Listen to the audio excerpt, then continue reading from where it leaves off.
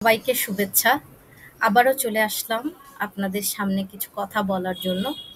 আজকে কথা বলবো বাংলাদেশের কৃষকদের বিরুদ্ধে দায়েরকৃত সার্টিফিকেট মামলা বিষয়ে। তো অনেকের কাছেই এই মামলাটি পরিচিত, আবার অনেকের কাছেই এটা অপরিচিত। অনেকেই আসলে এই বিষয়টা সম্পর্কে জ্ঞাত, আবার অনেকেই এই বিষয়টা সম্পর্কে আসলে তেমনভাবে আপনারা জানেন না। সেজন্যই মূলত আজকের এই আলাপ। আপনারা জানেন যে বাংলাদেশের যারা ভাগ্যহত, লাঞ্ছিত, নিপীড়িত জনগণের প্রতিনিধি যাদেরকে আমরা বলে থাকি, সেটা হচ্ছে এদেশের শ্রমজীবী মানুষ, এদেশের কৃষক। এবং কৃষকদের কথা এই কারণে বললাম যে তারা তাদের ফসলের লাভজনক দাম পায় না। এবং এই ফসল ফলাতে গিয়ে বাংলাদেশের অধিকাংশ কৃষকই তারা কিন্তু নিঃস্ব হয়ে যান। এবং নিঃস্ব হওয়ার পর কি তারা কৃষিকাজ ছেড়ে দেন? মোটেও না। তারা কিন্তু এই নিঃস্ব হয়ে যাওয়ার পরেও তারা কিন্তু আবারও কৃষিকাজ করেন। কিভাবে করেন? ঋণ করে করেন। তাদের জন্য সহজ শর্তে ঋণের ব্যবস্থা নেই, এবং যার ফলশ্রুতিতে তারা দেখা যায় বেশিরভাগ ক্ষেত্রেই এনজিও ঋণের উপর তারা নির্ভরশীল। সেই বিষয় নিয়ে আমি অন্য আরেকদিন আলোচনা করব। আজকে আমি মূলত সার্টিফিকেট মামলা প্রসঙ্গে আলোচনাটা করতে চাই।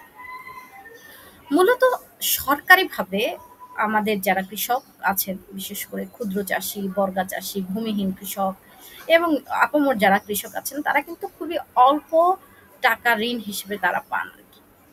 এবং এই ঋণটা যখন তারা পান, তারা বেশিরভাগ ক্ষেত্রেই সময় মতো পরিশোধ করতে না পারার কারণে তারা কিন্তু সার্টিফিকেট মামলায় জড়িয়ে পড়েন এবং সর্বশান্ত হয়ে যান। এবং এই সার্টিফিকেট মামলা যখন হয় তখন সবচাইতে বেশি যেই বিষয়টা কৃষকরা সম্মুখীন হন সেটা হচ্ছেন হয়রানি। তো আমি এই বিষয়টা নিয়েই আজকে কথা বলবো। আমরা বহুদিন ধরে বলছি এই মামলাগুলো প্রত্যাহার করে নেয়ার বিষয়ে। আমরা কেন বলছি মামলাগুলো প্রত্যাহার করতে হবে সেই বিষয়ে একটা ছোট্ট আলোচনা আমাদের করা দরকার।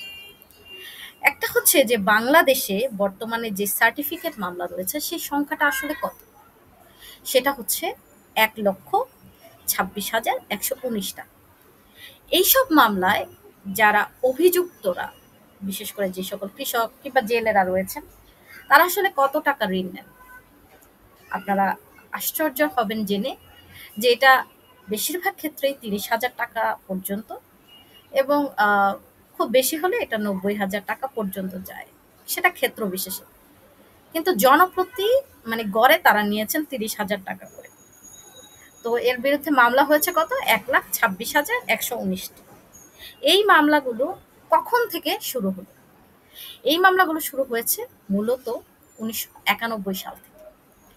এবং ১৯৯১ সাল থেকেই বাংলাদেশে হরে দরে এই কৃষক জেলে গরিব মানুষকে তারা সার্টিফিকেট মামলা দিচ্ছেন। এটা মূলত একটা দেওয়ানি মামলা। এবং কি কারণে বাংলাদেশের এই কৃষকেরা তারা হচ্ছে সময় মতো আহ, ঋণটা পরিশোধ করতে কেউ কেউ ব্যর্থ হন? আপনারা জানেন বাংলাদেশ প্রাকৃতিক দুর্যোগের দেশ। এখানে এই দুর্যোগের কারণে হতে পারে বন্যা, জলোচ্ছ্বাস, খরা, সব এই নানাবিধ দুর্যোগের কারণে তারা অনেকেই ঋণ পরিশোধ করতে ব্যর্থ হন।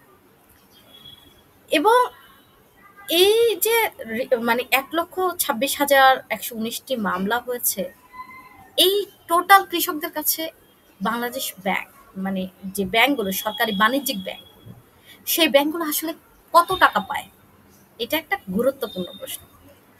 আপনারা অবাক হবেন শুনলে যে এই সরকারি বাণিজ্যিক ব্যাংকগুলো এই কৃষকদের কাছে পায় মাত্র ৫১৫,৭৪,০০,০০০ টাকা। অবাক হচ্ছেন? আমি আবারও বলছি যে মাত্র ৫১৫,৭৪,০০,০০০ টাকা।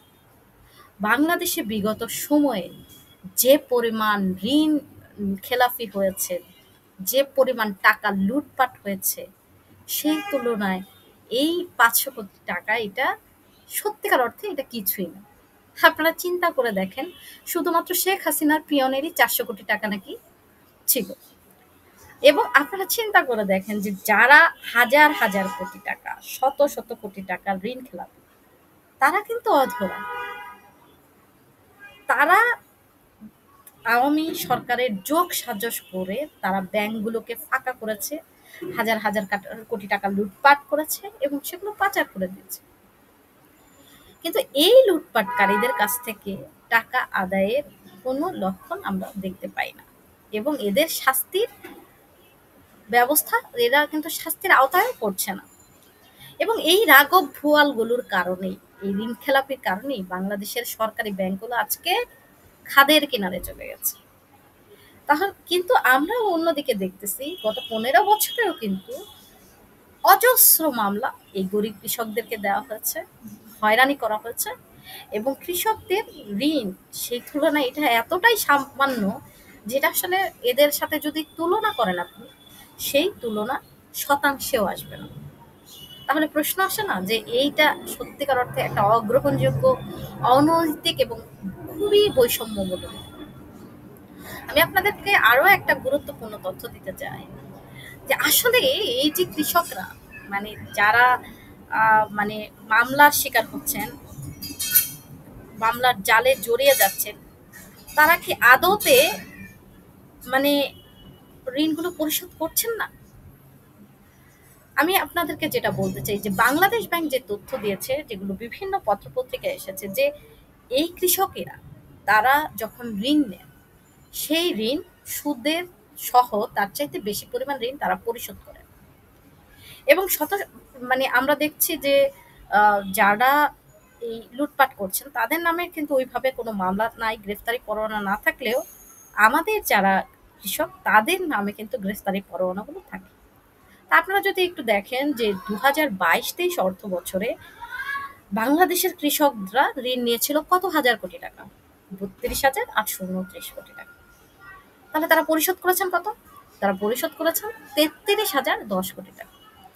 তার মানে মূল টাকা কিন্তু তারা পরিশোধ করেছেন, কিছু সুদের টাকা তারা পরিশোধ করতে পারেন নাই। কোভিড-19 সময় চলে যান, সে সময়ে যে পরিমাণ কৃষি খাতে ঋণ বিতরণ করা হয়েছিল, আদায় হয়েছিল সে সময় বেশি। কোভিডের সময়ও আপনারা দেখেন 25,511 কোটি টাকা 2020-21 অর্থ বছরে কৃষক ঋণ নিয়েছিল। তার বিপরীতে কৃষক শোধ করেছে কত টাকা? 27,124 কোটি টাকা। তার মানে কৃষক যে ঋণ গ্রহণ করছেন তার তুলনায় শোধ কিন্তু বেশি করছেন। কিন্তু কিছু কিছু ক্ষেত্রে তারা সুদের জায়গাটা তারা পরিশোধ করতে পারেন না। কেন পারেন না? আমরা যদি আমরা দেখি যে অনেক সময় তারা আসল টাকা সুদ করে দিচ্ছেন, কিন্তু অতিরিক্ত যে সুদের টাকা সেটা তারা সুদ করতে পারছেন না। সেইটা না করতে পেরে তারা আবার এনজিওর দ্বারস্থ হচ্ছেন, সেখান থেকে আবার ঋণ নিচ্ছেন। ফলে একটা দুষ্ট চক্রের মধ্যে তারা পড়ে যাচ্ছে। আমরা বহুদিন ধরে আমরা আওয়াজ তুলেছি যে আপনারা এই কৃষকের যে দাবি, সে দাবি মেনে নেন। আমরা কি বলেছি? আমরা বলেছি যে আপনারা কৃষকদের নামে এই ধরনের সার্টিফিকেট মামলা থেকে বিরত থাকেন, কারণ কৃষকরা প্রাকৃতিক দুর্যোগ এবং ফসলের লাভজনক দাম না পাওয়ার দরুন তারা কিন্তু এটা পরিশোধ করতে পারছেন না।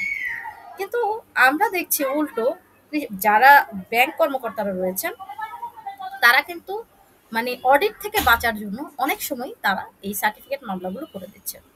আমরা বারবার দাবি করেছি, স্মারকলিপি দিয়েছি, কিন্তু তাতে কোনো কাজ হয়নি।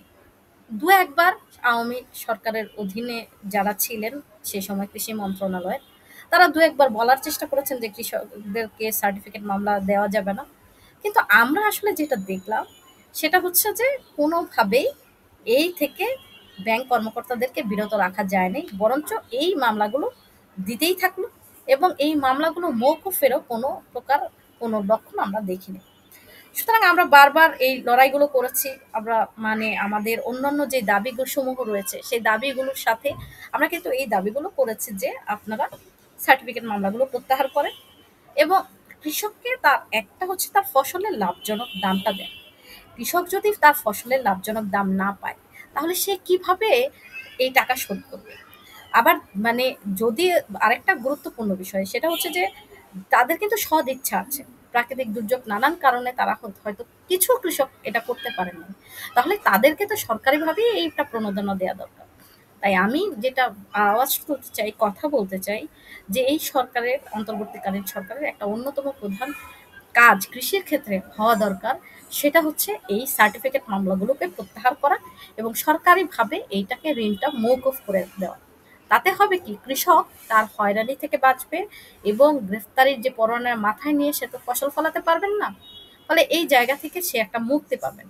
এবং আপনারা যারা দেখেন যে কৃষি এবং শিল্প খাতের যদি আপনারা তুলনা করেন, শিল্প খাতের তুলনায় কৃষি খাতে ঋণ আদায়ের পরিসংখ্যান অনেক বেশি। এবং শিল্প খাতে যারা ঋণ নেন তারা কিন্তু মালিক, তারা কিন্তু শ্রমিকরা ঋণ নেন না। আর এখানে কৃষকরা, ক্ষুদ্র কৃষকরা ঋণটা নেন। ফলে আমার মনে হয় যে এটা একটা খুবই গুরুত্বপূর্ণ দায়িত্ব হওয়া উচিত এবং গুরুত্বের সহিত এই বিষয়টা বিবেচনা করা উচিত যে অবিলম্বে কৃষকদের নামে যেই ১,২৮,০০০ যে মামলা রয়েছে, সেই মামলাটা মানে অবশ্যই মামলা থেকে রেহাই দিতে হবে। তাদেরকে গ্রেফতারি পরোয়ানা বন্ধ করতে হবে এবং এই সম্পূর্ণভাবে যে ঋণ পরিশোধ সেটা বন্ধ, মওকুফ সেটা করতে হবে। এবং এইটা করা ছাড়া আসলে কোনো বিকল্প নাই। কারণ বাংলাদেশের কৃষকদের অনেক, অনেক অবদান রয়েছে।